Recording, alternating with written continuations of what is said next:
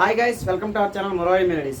And thank you so much guys. ఇప్పటివరకు మన ఛానల్ని సబ్స్క్రైబ్ చేసుకొని మనల్ని ఎంతో సపోర్ట్ చేస్తున్న ప్రతి ఆడియన్స్కి కూడా చాలా థ్యాంక్ యూ సో మచ్. ఇంకా ఎవరైనా సబ్స్క్రైబ్ చేసుకోవాలనే వాళ్ళు ఉంటే దయచేసి సబ్స్క్రైబ్ చేసుకోండి గైస్. ఎందుకంటే ఈ సమాజంలో కొంతమందినైనా మోసపూరితమైనటువంటి భావాల నుంచి దూరంగా తీసుకొద్దామనేది ఈ ఛానల్ యొక్క ముఖ్య ఉద్దేశం.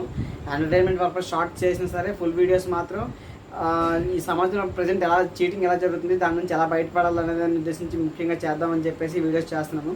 సో దయచేసి మీరు అట్లీస్ట్ లైక్ చేసి దీన్ని ఇంకొంతమందికి వీడియో షేర్ అయ్యింది. సో దయచేసి లైక్ చేయండి. ఇక వీడియోకి లైక్ చేయకుండా వీడియోలోకి వెళ్ళిపోతాం. ఉద్యోగం పేరుతో చాలామంది 5 లక్షలు ఇస్తే ఉద్యోగం ఇస్తాం, 10 లక్షలు ఇస్తే ఉద్యోగం ఇస్తాం, లేదంటే ఒక 3 లక్షలు ఇస్తే ఉద్యోగం ఇస్తామని చెప్పేసి జాబ్ స్టాండర్డ్ తగ్గట్టు ఒక అమౌంట్ని ఫిక్స్ చేసేసి ఆ అమౌంట్ తీసుకొని వాళ్ళు చాలా ఇబ్బంది పెట్టి ఇలాంటి కథలు చాలా వరకు మనం చూస్తున్నాం బయట.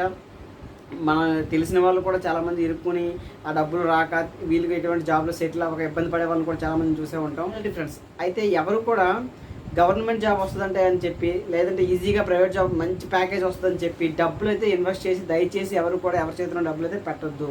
ఇది నేను మిమ్మల్ని రిక్వెస్ట్ చేస్తున్నాను. ఎందుకంటే పెట్టుబడి పెట్టే రూపాయి మీకు విలువైనది ఉండాలి మీ చేతిలో. అంటే వన్స్ పెట్టిన తర్వాత అది మళ్ళీ వెనక్కి ఎలా వస్తుంది అనేది మీకు తెలిసే ఉండాలి. ఎవరో చెప్పారని చెప్పి, లేదంటే ఎవరో రెఫర్ చేశారు, రికమెండ్ చేశారని చెప్పేసి మీరు ఈ బల్క్ అమౌంట్ తీసుకెళ్ళి ఎవరి చేతిలోనూ దయచేసి పెట్టొద్దు. పెట్టిన ఏ ఒక్క రూపాయి కూడా మీకు మళ్ళీ వెనకైతే ఖచ్చితంగా రాదు. అది డెఫినెట్లీ. ఎందుకంటే అది మేము చాలామందిని చూసి, ఈవెన్ నా లైఫ్లో కూడా రియల్ లైఫ్లో కూడా జరిగిన విషయమే అది. బట్ అది నేను ప్రైవేట్ సెక్టర్ జాబ్ కోసం ట్రై చేశాను, కానీ గవర్నమెంట్ సెక్టర్ జాబ్స్ కూడా వస్తాయని చెప్తే ఈ రోజుల్లో కూడా నమ్మేంత అమ్మాయికి ఎలా ఉన్నారో నాకు అర్థం అవ్వట్లేదు. గవర్నమెంట్ సెక్టర్ జాబ్ అనేవి కంప్లీట్గా 99.9% ఖచ్చితంగా ఒకరి చేతిలో ఉండే ప్రొసీజర్ అయితే కాదు. మీకు ప్రతి నోటిఫికేషన్ మీకు రిలీజ్ అవుతుంది, అఫీషియల్ వెబ్సైట్స్ రిలీజ్ చేస్తారు. ప్రతి నోటిఫికేషన్ వెనకాల క్లియర్గా మెన్షన్ చేసి ఉంటుంది. Preliminary examination and mains examination and interview, document verification, different stages ఉంటాయి. ప్రతి స్టేజ్ని క్రాక్ చేసుకుంటూ వెళ్తే తప్ప ఒక జాబ్ని క్రాక్ చేయడం అంత ఈజీగా జాబ్ అయితే వచ్చే పరిస్థితి. అలాంటి జాబ్ని ఎవరికో 2 లక్షలకు 3 లక్షలకు లేదా 5 లక్షలకు ఎవరికో జాబ్ ఇచ్చేస్తారంటే అది ఖచ్చితంగా ఫేకే. కాబట్టి ఇలాంటి ప్రచారాన్ని అయితే నమ్మొద్దండి మీరు దయచేసి. అయితే ఒక ఎగ్జాంపుల్ చెప్తాను, దానితో మీకు ఒక ఐడియా వస్తుంది. రీసెంట్గా వైజాగ్లో డాక్యార్డ్లో జాబ్ చేపిస్తాను, అది కూడా గవర్నమెంట్ అండర్టేకింగ్ జాబ్ అని చెప్పేసి మనకు తెలిసిన ఒక కుర్రోడు దగ్గర ఒక ఎంప్లాయీ అనమాట ఒక 5 lakhs అమౌంట్ అడిగారు. అయితే అండర్టేకింగ్ మీరు ఒక 2 years చేస్తే మీ పెర్ఫార్మెన్స్ని బట్టి పర్మనెంట్ చేస్తారు. గవర్నమెంట్లో డైరెక్ట్ గవర్నమెంట్ సెక్టర్లోకి వెళ్ళిపోవచ్చు. డైరెక్ట్గా గవర్నమెంట్ అవ్వదు, కానీ గవర్నమెంట్ అండర్టేకింగ్ అని చెప్పేసి 5 lakhs అడిగారు అనమాట. అయితే ఈయనకి తెలియదు కదా. ఓకే సార్ నేను ఇస్తానండి, ఏమేమి కావాలని చెప్తే 10th అండ్ ITI ఉంటే మీకు జాబ్ ఇప్పించే రెస్పాన్సిబిలిటీ నాదని చెప్పేసి ఆయన అయితే అడిగారు. తీసుకున్నారు. అయితే ఈయన సర్టిఫికేట్ ఆయన తీసుకున్నారు, సర్టిఫికేట్లు జిరాక్స్లు, నెక్స్ట్ ఈయన బయోడేటా, ఈయన మొత్తం ఎక్స్పీరియన్స్ సర్టిఫికేట్స్ అవన్నీ కూడా తీసుకొని మేము సుపీరియర్స్కి పంపిస్తాం, మీరు దీనికి ఎలిజిబుల్ అనిపిస్తే మీరు అమౌంట్ రెడీ చేసుకోండి, మీకు నేను జాబ్ ఇప్పిస్తాను అని చెప్పేసి అన్నారు. ఈయన ఏం చేశాడంటే, సో జాబ్ ఇప్పిస్తా అంటున్నారు, ఆయన గవర్నమెంట్ జాబ్ అని కూడా డైరెక్ట్గా చెప్పట్లేదు కదా, గవర్నమెంట్ అండర్టేకింగ్ అంటున్నారు. సో అది కూడా పర్మనెంట్ చేస్తారని చెప్పి నేను దగ్గర నుంచి చేపిస్తాను కదా అని చెప్పేసి ఒక రికగ్నైజ్డ్ ఎంప్లాయీ చెప్తున్నారు. కాబట్టి ఆయన ఫుల్గా నమ్మేశారు బ్లైండ్గా. ఓకే పెద్ద ఆయన కదా, ఎందుకు నమ్మొద్దు, ఎందుకు చీటింగ్ ఎందుకు అవుతుందని చెప్పేసి నమ్మేసి సో ఇతని దగ్గర ఉన్న అమౌంట్ అయితే తీసుకెళ్ళి 2 లక్షలు చేతిలో పెట్టేశాడు అడ్వాన్స్ అమౌంట్ అని చెప్పేసి. సార్ నాకు జాబ్ అయిన తర్వాత నేను రిమైనింగ్ అమౌంట్ పే చేస్తానని చెప్పేసి అన్నాడు. ఓకేనమ్మా అలాగే 2 లక్షలు ఇచ్చేసి అని చెప్పేసి ఆ అమౌంట్ 2 లక్షలు తీసుకెళ్ళి ఆయన మళ్ళీ కలుద్దాం మాట్లాడదాం అని చెప్పేసి ఆ అమౌంట్ కట్టానని చెప్పేసి అంటున్నాడు. ఆయన ఫోన్ కాంటాక్ట్లో రెగ్యులర్గా ఉంటున్నాడు. డే బై డే 2 daysకి 3 daysకి కాల్ చేస్తున్నారు, సార్ నా జాబ్ ఎంతవరకు వచ్చింది, అమ్మ నీదే ప్రాసెస్లో ఉంది, నీకు త్వరలో ఐడి కార్డు వస్తుంది, అది వస్తుంది, ఇది వస్తుంది అని చెప్పేసి ఆయన అలా టైం అలా ఎక్స్టెండ్ చేసుకుంటూ పోతున్నాడు. సో ఇలా ఒక 3 months అయింది, ఇంకా జాబ్ రాలేదు. ఇంటి దగ్గర నుంచి ప్రజలు ఆల్రెడీ 2 లక్షలు తీసుకొచ్చి అప్ చేసి పెట్టాం. ఆ 2 లక్షలకి వడ్డీ కడుతున్నావు, పక్క నువ్వు చూస్తే ఖాళీగా ఉంటున్నావు, ఆయన చేస్తే జాబ్ అయిపోతా అంటున్నాడు. ఇదిగో 10 రోజులు అన్నాడు, వారం అన్నాడు, 3 నెలలు అయింది, ఇంకా డబ్బులు లేవు, జాబ్ లేదు, ఏంటి పరిస్థితి అని చెప్పేసి ప్రజలు తీసుకురావడం మొదలుపెట్టాడు.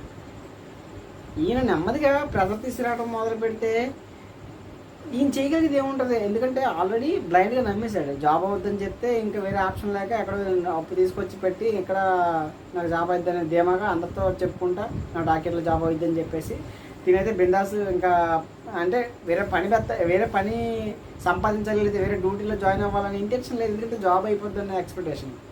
సో ఫ్రీగా హ్యాపీగా ఉన్నాడు. ఈయన డేస్ని పెంచుకుంటూ వెళ్తున్నాడు, ఇంటి దగ్గర నుంచి ప్రెజర్ పెరుగుతూ వస్తుంది. ఈ మెంటల్ స్ట్రెస్ని ఇంక తీసుకోలేక తను గట్టిగా ఇంకా ప్రెజర్ తీసుకురావడం మొదలెట్టాడు ఆయన పైన. సరే ఇంకా 3 months అయిపోయింది, మీరు ఇంకో అంటున్నారు, నాకు ఇంకేం చూపించదు, నాకు ఇంటి దగ్గర ప్రెజర్ పెరిగిపోతుంది, మీరు 2 lakhs నాకు ఇచ్చేయండి అని చెప్పేసి. అప్పుడు అసలు విషయం బయటపడింది. 2 lakhs అడిగిన తర్వాత ఆయన డైరెక్ట్గా అసలు నిజం బయటకు వచ్చింది అనమాట. 2 lakhs నీ అమౌంట్ నీ అయితే రిటర్న్ ఇవ్వలేనమ్మా, నీకు కొంచెం టైం పడుతుంది, అంతవరకు ఓపిక పట్టి నువ్వే 3 lakhs కడితే నీకు జాబ్ చేయిస్తాను, లేదు నాకు జాబ్ వద్దు అనుకుంటే అది నీ ఇష్టం, నేనేం చేయలేను, కాకపోతే నువ్వు ఇంకెవరైనా పెట్టు ఈ ప్లేస్లో వాళ్ళ సర్టిఫికేట్స్ ఇచ్చి వాళ్ళు తీసుకొచ్చి నాకు అప్ చెప్పు, ఆ 2 lakhs వాళ్ళతో ఇప్పించు, అప్పుడు నీ అమౌంట్ ఆ 2 lakhs నీకు ఇప్పించేస్తాను, వాళ్ళ తర్వాత నేను జాబ్ చేపిస్తాను అన్నాడు.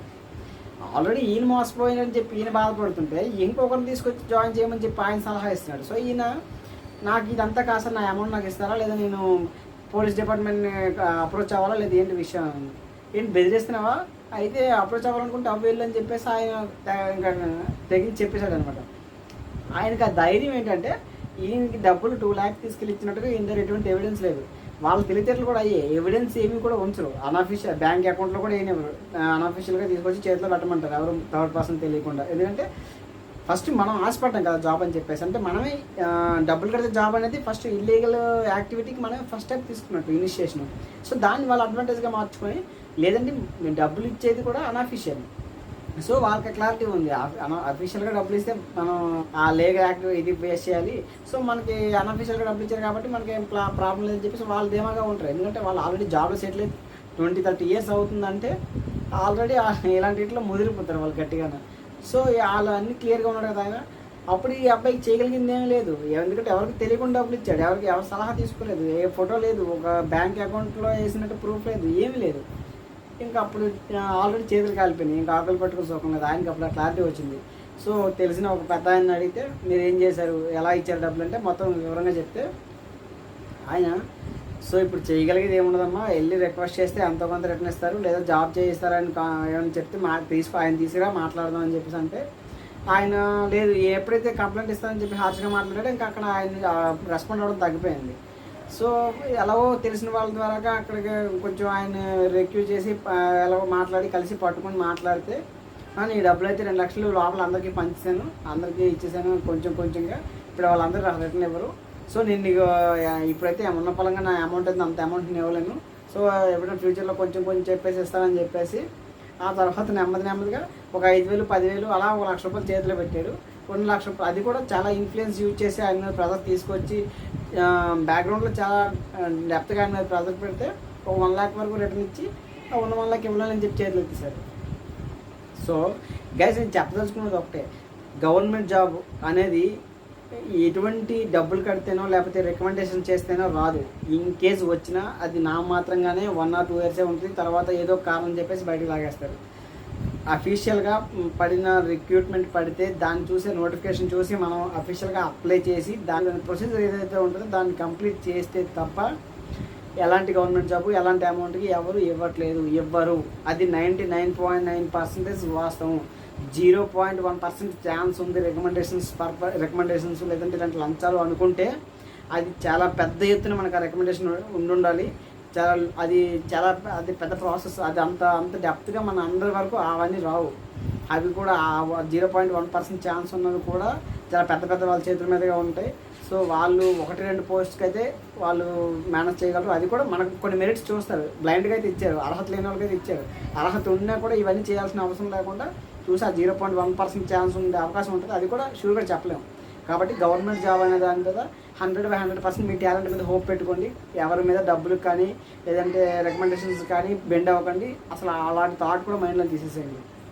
నిజంగా మీకు అంత టాలెంట్ అంత ఇన్వెస్ట్మెంట్ అమౌంట్ ఉంటే మీకు పర్సనల్గా మీ ఏదైనా బిజినెస్ మీద లేదంటే మీకు ఇంకేదైనా వాటి మీద స్టడీ చేసి డీప్ అనాలిసిస్ ఏమైనా చేసి అలాంటి మీద ఇన్వెస్ట్ చేసుకోండి. లేదంటే మీకు ఏదైనా బిజినెస్ పర్పస్ ఇన్వెస్ట్ చేయండి. ఒక ప్రోడక్ట్ మీ చేతిలో డబ్బులు పెడితే మీకు చేతిలోకి ఏదైనా ఒక ప్రోడక్ట్ లేదంటే ఒక మిషన్ లేదంటే ఏదైనా వస్తుందంటే అలాంటి దగ్గర ఇన్వెస్ట్ చేయండి. అమౌంట్ మాత్రం బ్లైండ్గా ఎవరి చేతిలో ఎటువంటి ఆధారం లేకుండా పెట్టద్దు. సో ఈ వీడియో మీకు ఇంతవరకు చూస్తారంటే ఎంతమంది నచ్చే ఉంటుంది. సో దయచేసి ఒక లైక్ చేయండి, ఎందుకంటే ఇలాంటి మీరు ఒకరు చేసే ఒక లైక్ వల్ల ఈ వీడియో చాలామందికి పుష్ అవుద్ది. కనీసం సమాజంలో మనకు తెలిసిన కనీసం ఒక 50 నుంచి 100 మందికి ఈ వీడియో రీచ్ అయినా వాళ్ళలో ఒకళ్ళిద్దరు సేవ్ అవ్వగలిగినా మన వీడియో ఎంతో సేవ్ చేసినట్టే. సో ఇలాంటి వీడియోస్ ఇంకా చాలా విధాలుగా మోసాలు జరుగుతున్నాయి, అన్ని ఈ వీడియోలు 1 by 1 చేద్దాం. దయచేసి ఈ వీడియోని లైక్ చేయండి, ఈ వీడియో మీద మీ ఒపీనియన్ కింద కామెంట్ చేయండి, మన ఛానల్ సబ్స్క్రైబ్ చేయండి. Thank you so much.